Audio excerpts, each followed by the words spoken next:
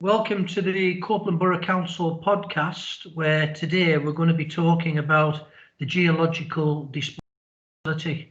No doubt people tuning into this podcast will have seen a lot of press recently that the search is once again on for a geological disposal facility, and the Copeland are becoming involved in that process. Today I'm going to be joined by some of the key players in Copeland Council.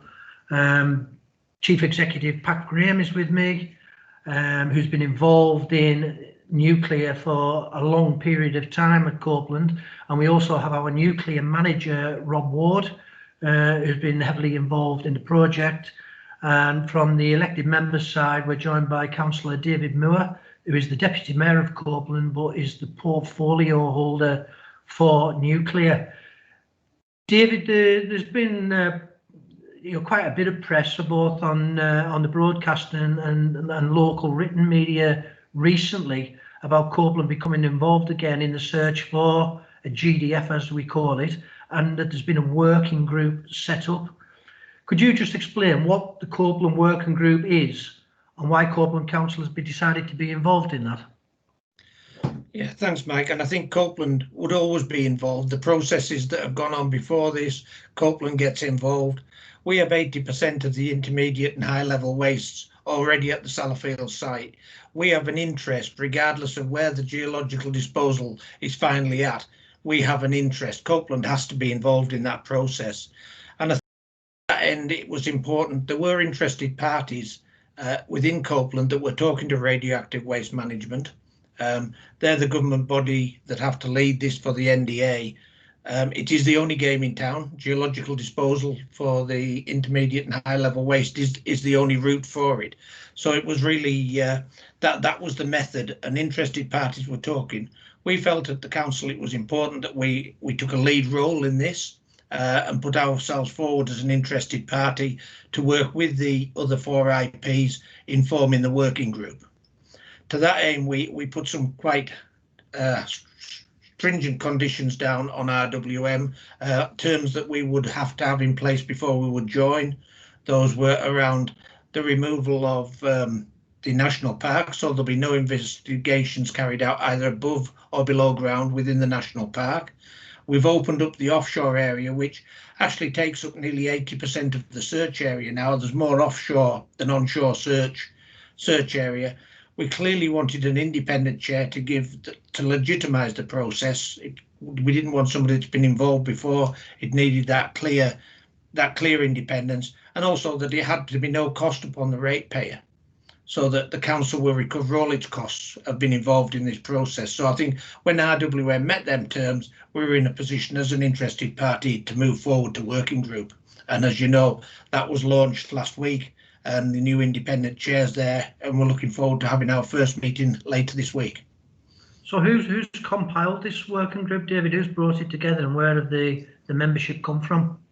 So a lot of that work's still to be done. The main thing was to get independent facilitators, independent chair, to get that legitimacy to the process. We've already looked at who the players will be, and it's probably calc to represent the parishes at this stage, because as you remember, it's a wide look right down the coastal plain of Copeland. The parishes will be involved. We've had engagement now with the national park. That's been really positive, that engagement with national park, but it's now up to that working group to sit down its first meeting, set its terms and conditions, and decide who we need to be sitting around the table with the 4 IPs which will sit around the table in this early work. Okay, thanks, David. Rob, this is the first stage in a multi-stage process. What comes next? That's right, Mike. So as David set out, we're at the first step of what's known as the Working with Communities policy, which was implemented by government nearly 2 years ago now. And that sets out a process for how a willing host community and a suitable site will be found for a future geological disposal facility. And as David said, that process is being overseen by RWM Limited. And at that time, RWM invited interested parties to come forward, suggesting areas for consideration. And based on a review of existing information and discussions with those interested parties and local authorities, the stage we're at now is entering into the formation of a working group in Copeland.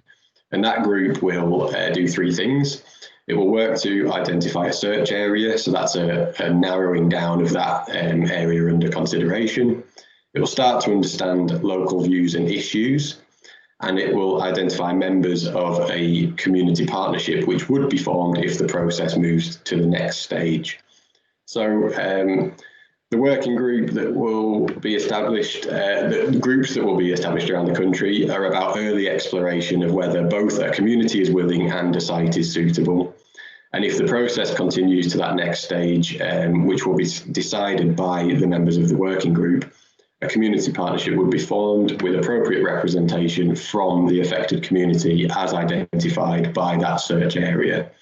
And at this point, community investment funding would become available, initially £1 million per year for that community, plus funding to support the work of the community partnership.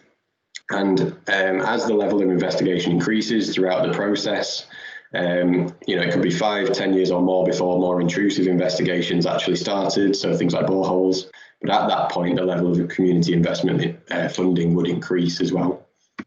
So RWM is overseeing the working with communities process, but a parallel siting process, which will ensure that any identified site would be assessed and evaluated against a comprehensive set of criteria, including, of course, safety and security.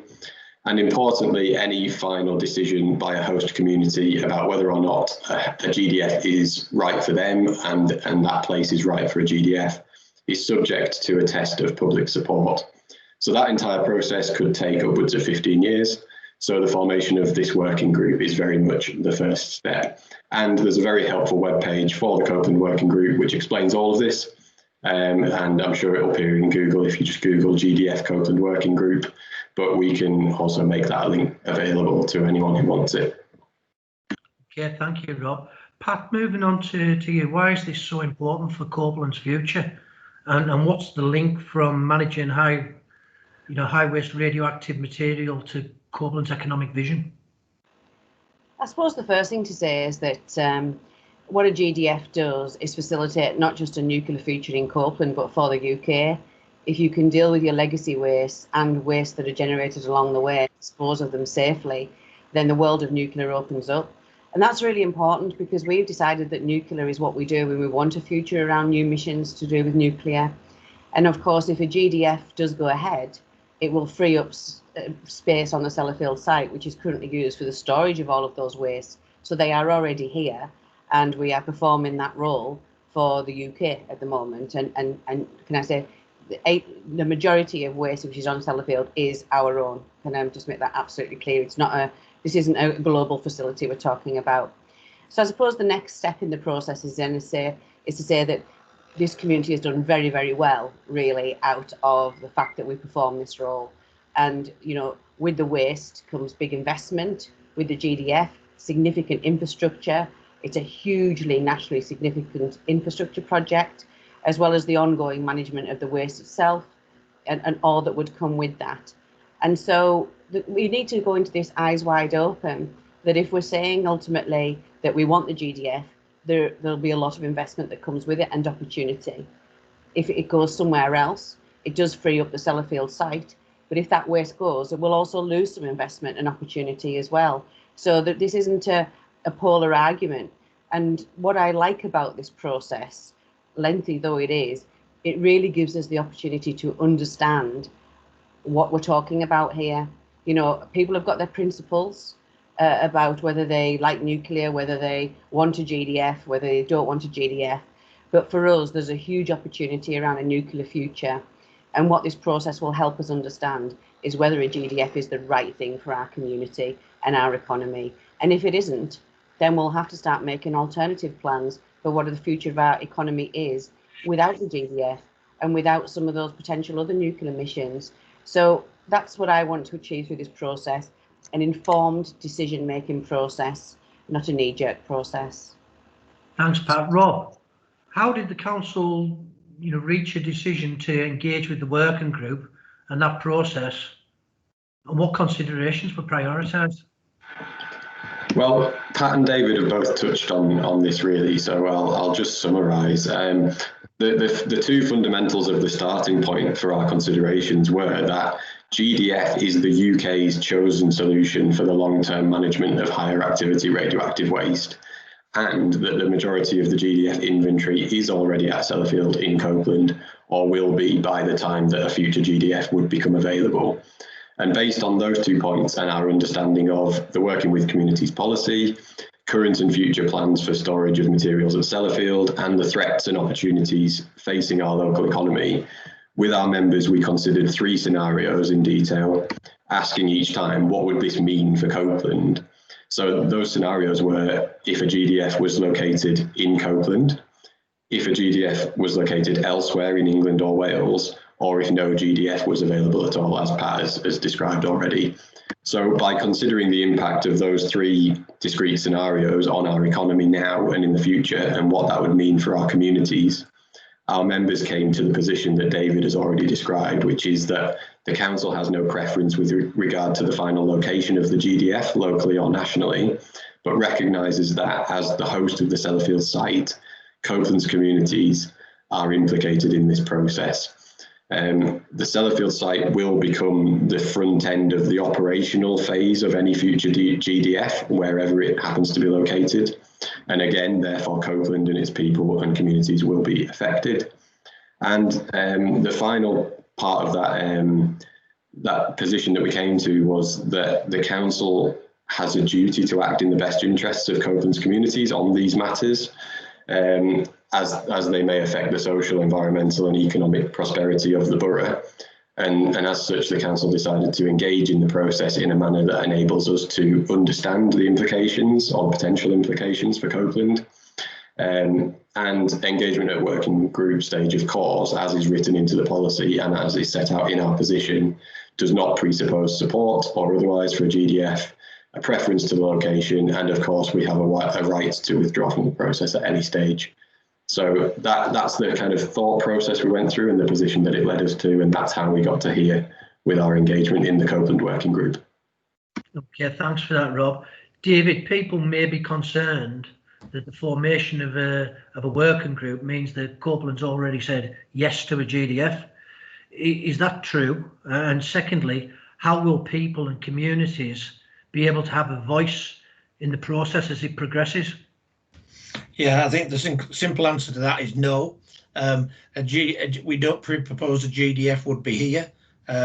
It's the start of a process, and what will happen in the first phases, it will look at, is there any areas that are of interest to RWM? So is there any of the materials they're looking for, hard rock, clays or salts, any materials that will be suitable? If that's the case, then the engagement with the community starts, and it will be a wide engagement. And what we've said is, we know it's a difficult time at the moment, and should we get to that stage and we're not able to go and meet people face to face, we will actually pause that process until we're in a position where we can go out, meet and talk to people. What the document sets out clearly, this is a community-led process. If the community do not want it, regardless of if the right infrastructure was here for it to be placed, if it's not right for our community, they have the final say. And as Rob's clearly said, there's got to be a test of community support at the end of this process by whether that's local referendum. So this cannot happen if the community do not want it. So they can be reassured they can engage with us on the basis that at any time they can walk away, and ultimately that community has the final say. Okay, thanks, David. Pat, the last word to you, really. Some people might say we've been down this road before. What's different this time than previously? I suppose there's a couple of things. I think the process that we're going through, there's learning from what's gone before. And I think that's really important about making sure that the community have that voice, as David's just set out, and that confidence that this isn't being imposed. It's not a route to a short-circuited solution. I think the other thing is what we want to do through this is do a bit of myth busting, because I hear a lot of assumptions about what can and can't be done around a GDF, and most of those are ill-informed and actually aren't learning from what's gone before as well. So I'm really hoping that this time people will understand that we will learn as we go around what particularly the geology will support and what it won't. And there's no such thing as wrong geology to a certain degree. There are certain favourable geologies that you have here which would support a GDF perfectly safely. So, you know, I think that's different this time, that we've got new sites, new geology, a new process, and overall, actually, a national now requirement to deliver a GDF to get those wastes disposed of in the safest way possible. And that is a national imperative. And I'm very confident this time that this proposal and this process will actually result in the development of a GDF. And that's what we all want for the safety of our community and for the future of our industry.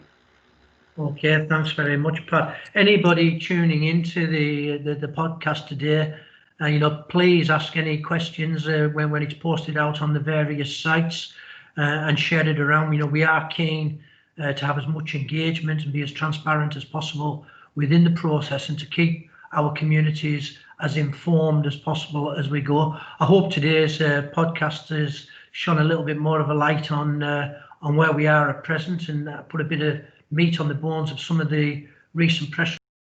So, you know, David, thank you very much for joining us. Rob, thanks for coming on the podcast, and Pat, thank you as well.